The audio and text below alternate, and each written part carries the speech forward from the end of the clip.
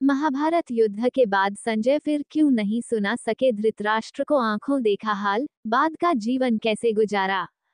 जब महाभारत का युद्ध हो रहा था तो महर्षि व्यास ने संजय को वरदान दिया था कि वो युद्ध का आंखों देखा हाल महल में बैठकर भी धृतराष्ट्र को सुना सकता है। बाद में उसकी ये दिव्य दृष्टि क्यों खत्म हो गई। महाभारत युद्ध में राजा धृतराष्ट्र को युद्ध के मैदान का आंखों देखा हाल सुनाने वाले संजय के बारे में तकरीबन हम सभी को मालूम है। उन्होंने युद्ध के पल पल के बारे में युद्ध स्थल पर जाकर नहीं बताया था, बल्कि महल में राजा धृतराष्ट्र के बगल में बैठकर वहीं से दिव्य दृष्टि के जरिए उन्हें वह लगातार बताते रहे कि युद्ध में कब क्या हो रहा है, कौन क्या रहा है, कब किसका पलड़ा भारी है। लेकिन क्या आपको मालूम है कि महाभारत के इन कमेंटेटर की दिव्य दृष्टि कब तक बनी रही? कब तक वह धृतराष्ट्र को युद्ध का आंखों देखा हाल सुनाते रहे? बाद में उनका जीवन कैसा गुजरा? हम लोग हमेशा महाभारत के संजय की चर्चा करते हैं, जिन्हें उस युद्ध का सजीव वर्णन धृतराष्ट्र को सुनाने के लिए विशेष दिव्य दृष्टि मिली थी। आखिर कौन थे संजय? महाभारत से लेकर आज तक वो क्यों अमर हैं? उस युद्ध के बाद उनका क्या हुआ? वैसे आपको बता दें कि वो जाति से बुनकर और धृतराष्ट्र के मंत्री भी थे। संजय महर्षि वेद व्यास के शिष्य थे। वो धृतराष्ट्र की राजसभा में शामिल थे। राजा धृतराष्ट्र उनका सम्मान करते थे।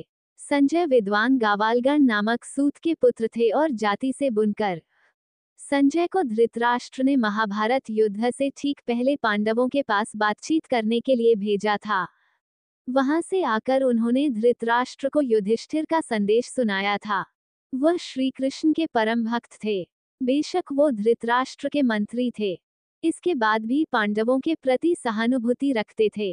वह भी धृतराष्ट्र और उनके पुत्रों अधर्म से रोकने के लिए कड़े से कड़े वचन कहने में हिचकते नहीं थे। संजय हमेशा राजा को समय समय पर सलाह देते रहते थे।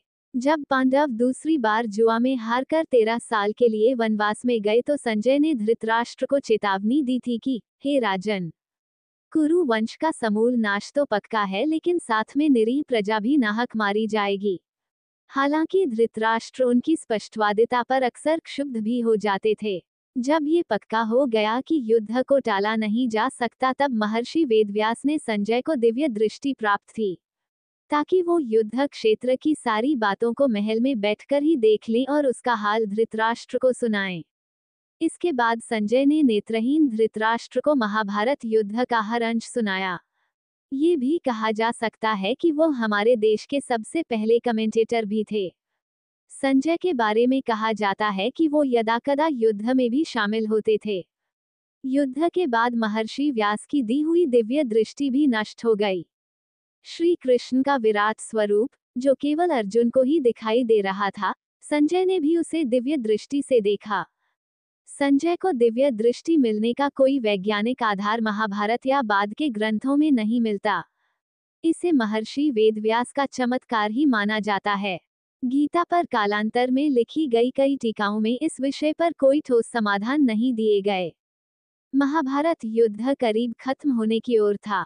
कौरवों की ओर से ज्यादातर बड़े योद्धा मारे जा चुके थे। युद्ध के 18वें दिन जब कौरवों की सेना का फिर बुरी तरह हाल हुआ, पांडव सेना के आक्रमण से वो एक बार में ही खत्म हो गई। जब दुर्योधन ने देखा कि उनकी सहायता करने वाला कोई नहीं रहा तो वह दैपान के सरोवर में छिप गया। तब भीम ने आकर दुर्योधन को ललकारा। भीम और दुर्योधन में गदा युद्ध हुआ, जिसमें दुर्योधन आखिर मारा गया। इसके साथ ही 18वें दिन महाभारत के युद्ध का भी अंत हो गया। संजय की दिव्य दृष्टि भी इसके साथ ही खत्म हो गई। महाभारत युद्ध के बाद कई सालों तक संजय युधिष्ठिर के राज्य में रहे। इसके बाद वो धृतराष्ट्र, गांधारी और कुंती के साथ संन्यास लेकर चले गए। पौराणिक ग्रंथ कहते हैं कि वो धृतराष्ट्र की मृत्यु के बाद हिमालय चले गए।